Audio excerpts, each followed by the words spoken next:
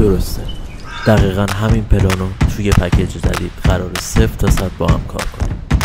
تصور کنید توی یکی از پلان‌های سینمایی شما یک تخریب در ابعاد خیلی وسیع وجود داشته باشه. خب عملاً همچین چیزی توی دنیای واقعی امکان پذیر نیست.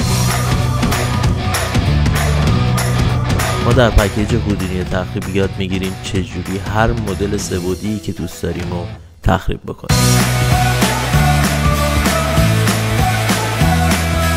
این پکیج هم مثل تمام پکیج های مجموعه گراویتی از مقدماتی شروع میشه تا برسه به پروژه آخر که یک پروژه کاملا حرفه‌ای است، دقیقا همون چیزی که اول ویدیو دیدید.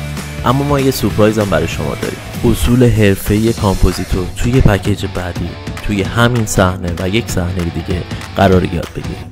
الیاس آران هستم از مجموعه گراویتی، با من همراه باشید.